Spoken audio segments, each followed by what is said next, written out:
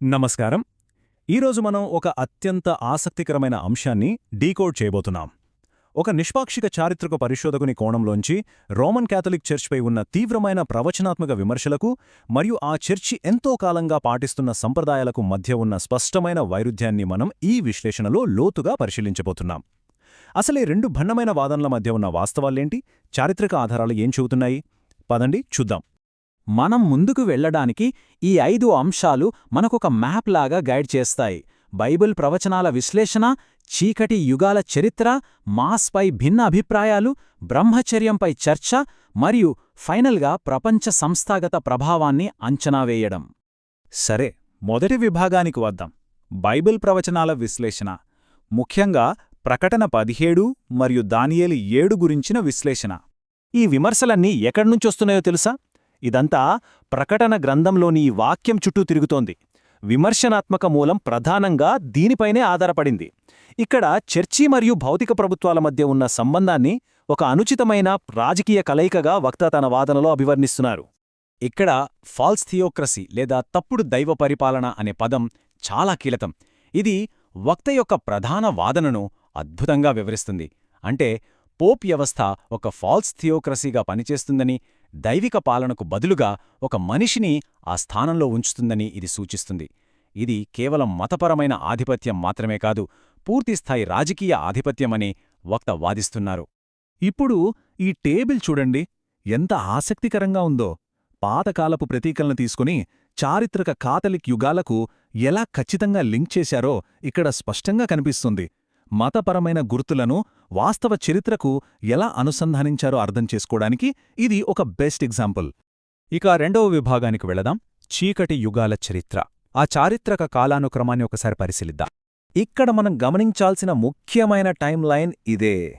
వక్త చెబుతున్న ఆ 1260 సంవత్సరాల ప్రవచనాత్మక ఆధిపత్య కాలం ఎలా సాగిందో, ఏ చారిత్రక ఘట్టాలు దానికి కారణమయ్యాయో ఈ టైం లైన్ మనకు కళ్లకు కట్టినట్లు చూపిస్తోంది. అధికార బదిలీలు ఎలా జరిగాయో ఇది స్పష్టం చేస్తోంది. ముఖ్యంగా ఈ పాయింట్ చూడండి. క్రీస్తు శకం 321లో వచ్చిన కాన్స్టాంటైన్ సండే చట్టం రోమన్ సామ్రాజ్యంలో పోప్ వ్యవస్థ తన అధికారాన్ని ప్రారంభంలో సుస్థిరం చేసుకోవడానికి ఉపయోగించిన ప్రాథమిక సాధనం ఇదే అని వక్త ఎత్తిచూపుతున్నారు. మతం మరియు చట్టం ఎలా కలగలిసిపోయాయో చెప్పడానికి వాళ్లు ఈ పాయింట్ను బలంగా వాడుతున్నారు. మూడవ విభాగంలోకి అడుగుపెడదాం.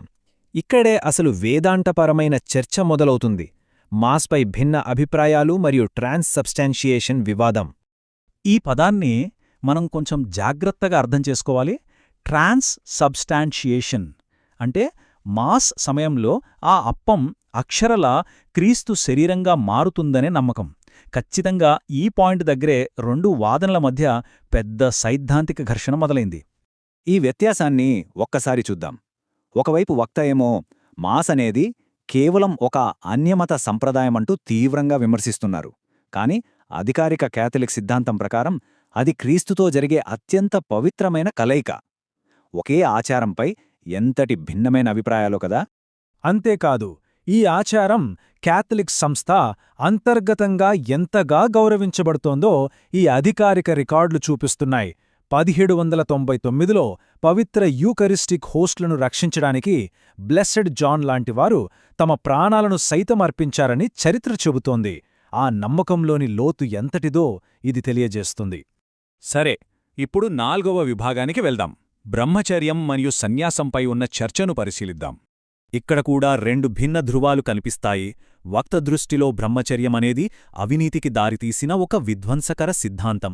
కాని క్యాథలిక్ చరిత్రలో అది దేవుని కోసం చేసే అతిపెద్ద ఆధ్యాత్మిక త్యాగం, ఒక పవిత్రమైన ప్రమాణం. కథాలిక్ దృక్పథాన్ని బలంగా అర్థం చేసుకోవాలంటే ఈ రికార్డులు చూడాలి. Saint Simon Stock, Saint Brendan లాంటి గొప్ప సన్యాసులంతా విశ్వాసానికి, సమాజ సంరక్షణకు తమ జీవితాలను త్యాగం చేసిన హీరోలుగా ఎలా కీర్తించబడ్డారో మనకిక్కడ స్పష్టంగా కనిపిస్తుంది. కాని వక్త వాదన వేరేలా ఉంది.